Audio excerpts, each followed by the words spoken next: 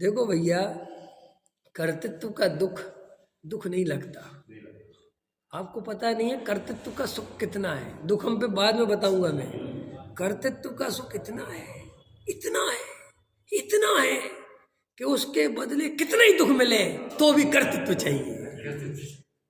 आपको पता है जीवन का रहस्य क्या है? जीवन का रहस्य ये है कि आदमी दुख के साथ राजी है, आदमी दुख के साथ राजी है, लेकिन बिना करे राजी नहीं है। क्या कहा मैंने? दुख के साथ राजी हम। हमें सुख मत दो तो दुख दे दो, लेकिन दो।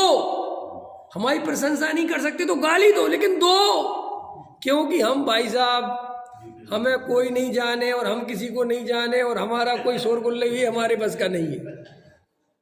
हमें उठा के जेल में डाल दो चलेगा, लेकिन कुछ ना कुछ तो हमारे साथ होना ही चाहिए। इसलिए तो हम उत्पादी बने रहते हैं। आपको नहीं पता, चेक बताओ, आप किसी संस्था के अधिकारी बन रहे हैं उदाहरण के लिए, आपको नहीं पता इस सिरदर्दी बनेगी? नहीं पता क्या? तुम्हारे जीवन की शांति खो जाएगी, तुम कौन नहीं जानता। सारे फोन करेंगे, फलाने जी ढिकाने जी, सबके मुफ्त में जवाब देते फिरो। कौन नहीं जानता है? नहीं जानता। फिर भी उसी अधिकारी, उसी अध्यक्ष उपाध्यक्ष की लड़ाई में क्या होता है? चुनाव तक हो जाते हैं, वोट डल जाते हैं। जब ये मंदिरों के चुनाव वगैरह आते हैं ना, तो जैसे जो नेता परेशान रहते हैं ना, ऐसे ये मंदिरों के नेता परेशान रहते हैं। क्यों रहते हैं? कि भाई कर्तृत्व चाहिए। क्या चाहिए? और बोलते भी अरे हम तो परेशान हैं। मैंने तो कई देखे, अरे साहब कुछ नहीं, बड़े परेशान होते, पूरी मंदिर की जिम्मेदारी अपने ऊपर, फलाना और ठिकाना, सारा दिन रात लगी रहो, क्या है, और गालियाँ भी सुनो। अब तो कितनी बढ़िया बढ़िया बातें कर रहा, समझ लो। बात तो सही कह रहे हैं। तो आप एक करना, अभी 1 साल बाद आ रहा है, इस्तीफा दे देना। अरे हम तो जेब में रख के घूमते हैं, हमें तो ऐसा लगता कब हो। हाँ, वो जैसे ही वो आया चुनाव, पंडित जी थोड़ा बोल देना हमारी तरफ, ख्याल में है ना, समझ रहे हैं ना अपन। देखो बात उसकी नहीं है, पंडित जी बात देखो कितनी बदमाशी की। बात उसकी नहीं है कि मेरे को पद चाहिए, लेकिन मैं देखता हूँ गलत लोग आ गए तो बहुत दिक्कत होगी। मैं इसलिए इतनी तकलीफ सह के भी रहना चाहता हूँ कि मेरे मंदिर का बुरा नहीं हो जाए। गजब गजब कमाल के आदमी। मोदी जी कह रहे कि साहब तो छोड़ दो ना। कौन कह रहा है? तुम छोड़ते क्यों नहीं? तंग आगे छोड़ दो। नहीं, वो गलत लोग आ जाए। गलत की तुम्हें क्या चिंता करना? तुम ही एक ईमानदार हो है, और जब तुम नहीं थे तो देश नहीं चल रहा था।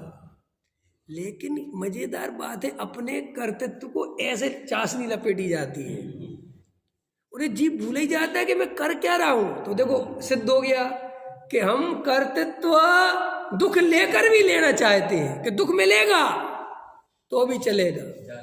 भाई साहब, आदमी को दुख जब ज्यादा होता है जब वो फ्री हो जाता है। क्या कहा जैन साहब?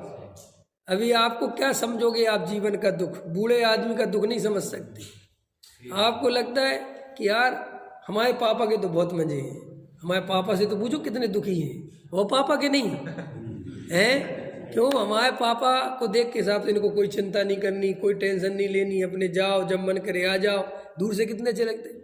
लेकिन उनका कर्तृत्व हटा दिया गया, उनका कर्तृत्व छीन लिया गया। अब वो वैसे दूर से तो व्यक्ति सुखी दिखता है, लेकिन उसके कोई फैसले नहीं सुने जाते, उसकी तरफ कोई ध्यान। इसका दुख तुम कल्पना नहीं कर सकते। संसार में कितना जूते मार लो 4, लेकिन ध्यान दो मेरे पे। अंतर समझ में आया?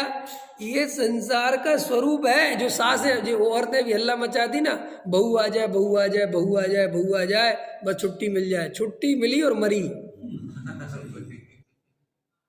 आपको नहीं पता अभी जितने हम दुख रोते हैं हर चीज के, कि करना कब छूटेगा, हमारे बस का नहीं। जिस दिन छूटेगा उस दिन याद करोगे काश करने मिल जाए। अरे महादुख सहने को तैयार है, क्या कह रहा हूं मैं? महा तकलीफ सहने को तैयार, लेकिन बैठने की बस मत कहना कि शांति से बैठ जाओ। ये शब्द से नफरत है।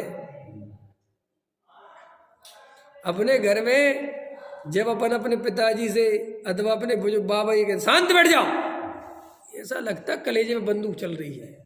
शांति की बस कहो। वो कहती मम्मी सर बैठ जाओ साइड में, हम बना लेंगे। अरे रे रे रे, अरे रे रे रे।